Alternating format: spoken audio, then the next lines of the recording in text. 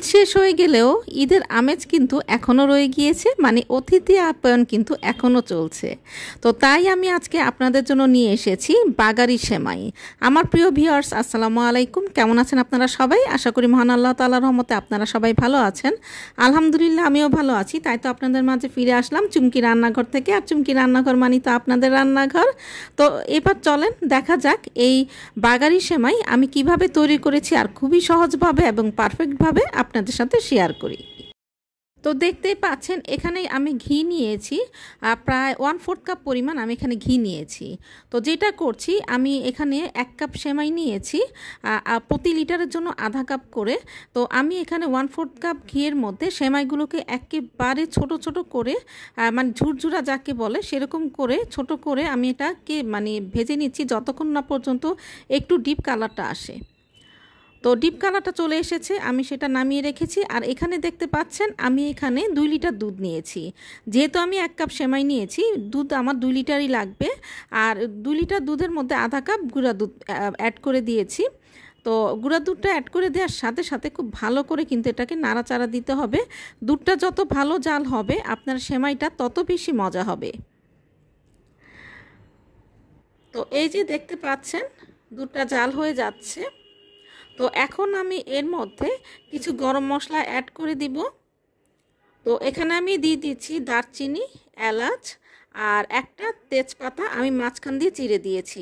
তেজপাতা যদি আপনি মাঝখান দিয়ে চিড়ে দেন তাহলে কিন্তু এটার ফ্লেভারটা একদম পারফেক্টভাবে ছড়িয়ে পড়ে। তো এবারে যখন সুঘ্রাণটা বের হয়ে গিয়েছে গরম মশলা, ঠিক তখন আর দুধের যে কালারটা সেটাও দেখেন একটু চেঞ্জ হয়ে এসেছে। তো আমি আবার এটাকে একটু নাড়াচাড়া দিচ্ছি, কারণ শর্টটা যেন না পড়ে যায়। শর্টটা পড়লে কিন্তু দুধটা পাতলা হয়ে যাবে আর সেমাইটা খেতে কিন্তু একদমই ভালো লাগবে না। তো আমি এখন যেটা করব সেটা হচ্ছে, সুগন্ধটা যেহেতু বের হয়ে গিয়েছে তখন আমি এই যে গরম মশলাগুলো আমি উঠিয়ে নিচ্ছি। এবারে আমি দিয়ে দিচ্ছি সেমাই, যে সেমাইটা ভাজা করে রেখেছিলাম সেই সেমাইটা দিয়ে দিচ্ছি। আর দেওয়ার সাথে সাথেই কিন্তু খুব ভালো করে নেড়ে চেড়ে দিতে হবে, না হলে কিন্তু এটা একদম জমাট বেঁধে যাবে। তো সেমাইটা যখন 50% সেদ্ধ হবে তখন আমি এর মধ্যে চিনি আর কনডেন্স মিল্ক অ্যাড করে দিব। তো আমি এর মধ্যে দুটাই অ্যাড করে দিব, আপনারা চাইলে যে কোনো একটা অ্যাড করতে পারেন। আর মিষ্টির পরিমাণটা হবে আপনাদের পছন্দ অনুযায়ী। তো আমি এটাকে খুব নাড়াচাড়া করব যতক্ষণ না পর্যন্ত এটা 50% সেদ্ধ হয়ে আসে। তো দেখতে পাচ্ছেন 50% সেদ্ধ হয়ে এসেছে। এখন আমি এর মধ্যে দিয়ে দিচ্ছি চিনি পরিমাণ মতো, আর দিয়ে দিব কনডেন্স মিল্ক।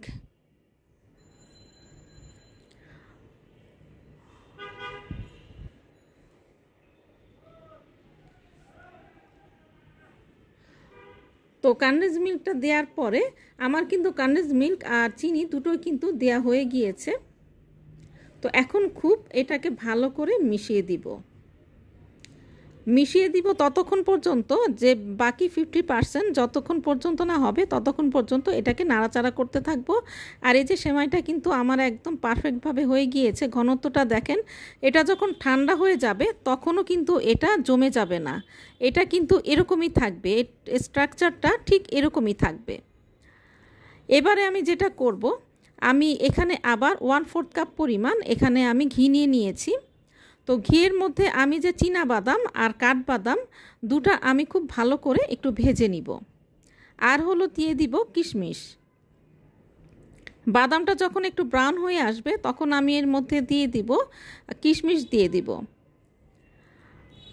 কিশমিশ দিয়ে দেওয়ার পরে তারপরে এইগুলোকে আমি খুব ভালো করে নেড়েচেড়ে নিব। আর দেখা যাবে যে বাদামের কালারটা একটু ব্রাউন হয়ে আসবে।